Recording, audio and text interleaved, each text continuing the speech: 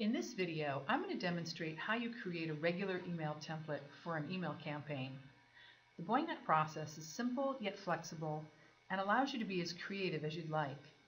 To begin, go to the main navigation bar, click on Build, and then select Templates.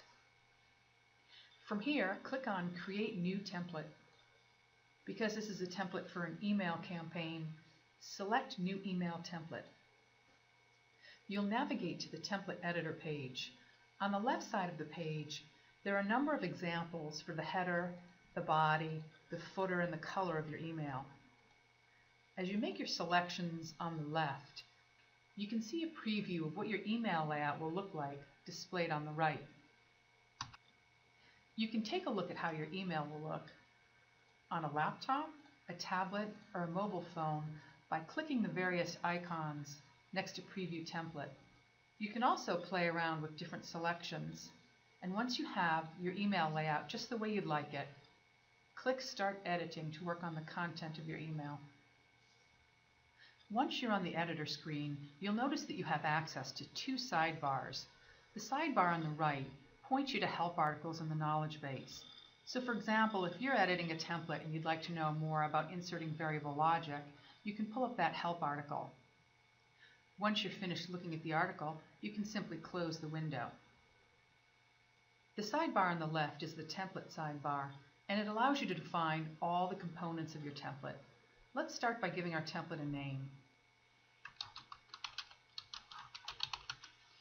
You'll notice that the template type is set at email because we're working on an email template. The template sidebar is what you're going to use when you want to insert variable data and variable logic, but we'll get back to those topics in a minute. For right now, we're going to focus on the center part of the page, where you're actually going to edit the content of your email. To do that, click on the area of the template that you'd like to edit. You'll notice that a standard toolbar appears, where you can cut, copy, and paste, and manipulate the font size and color of your text. There's also a source button for developers that allows you to make changes to the HTML if you'd like. Just remember to click the green OK button when you're finished making your edits. There are several different ways to add images to your templates within Boingnet. As a matter of fact, there's a separate help article on the topic if you'd like more information. I'm going to walk you through the most straightforward and easiest way to add an image to your template. To start, make sure the area of the template where you want to add your image is highlighted. Next, click on this image icon in the middle of your toolbar. A Properties box will open up. Click Browse Server. This will automatically direct you to your Asset Manager. It's a good idea to upload images that you're going to be using in your templates to your Asset Manager because it makes them so easy to work with. Find the image that you'd like to add to your template and double-click on it. It will appear in the Image Properties box, and you'll be able to see a preview of what it's going to look like. You can manipulate the dimensions of your image by changing the width. I'm going to make this a little larger. Notice that the height automatically adjusts when I change the width. Click on the green OK button, and you'll notice that our logo has been added to our template. One of the ways to make your email messages more personalized is by adding variable data inserts and variable logic. Again, there are separate help articles on these topics, but I'm going to walk you through an example right here because it's really not that difficult to do, and it will make your email message that much more readable. To begin, click on the area of the template where you'd like to add your data. I'm going to include a welcome message underneath my logo that includes the contact's first name. To include the variable data, click on Variable Data Inserts in the sidebar. Select the data field you want displayed and click on it. You'll see that my message now reads Welcome, first name. So the first name will be pulled in from my contact list. I'm going to make my message a little bit larger so that it's more readable.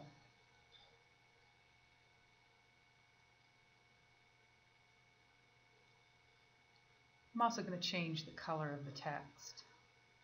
And that's how you add a variable data insert.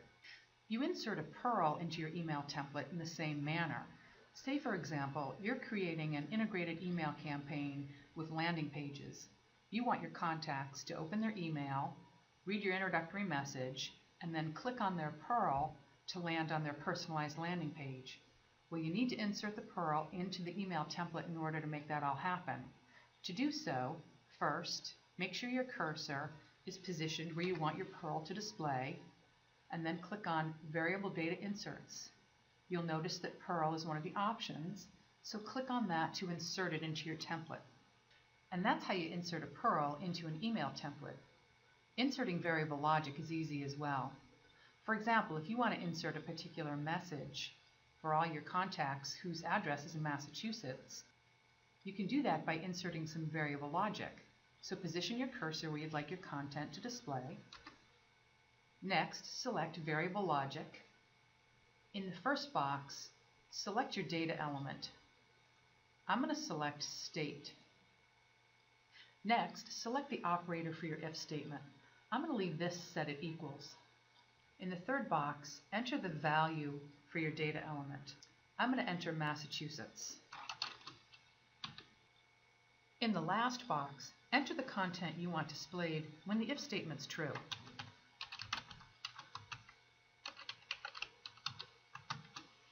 And then click Insert. You'll notice that the whole if statement appears in your template, but when your campaign is running, only the content is going to display, and for only those contacts whose state equals Massachusetts. Finally, I'm going to show you the easiest way to add a link to your template. If you want your link assigned to a text fragment, enter the text and highlight it.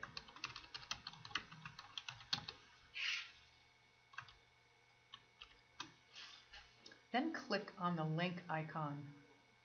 A dialog box will open, and you can enter the URL you want to link to. I'm going to enter the Boingnet website. Click OK when you're done. You'll notice that your text fragment is now highlighted, meaning that there's a link underneath that. If you'd like to remove the link, highlight the text fragment and click the Unlink icon on the toolbar. Notice that the text fragment's no longer highlighted. And that's how you add and remove links, insert images, and add variable data and variable logic in Boingnet. Remember, the Help sidebar gives you easy access to several topics that you might find helpful while you're building your email template. If you don't find the information there that you're looking for, then check out all our articles and videos in our knowledge base.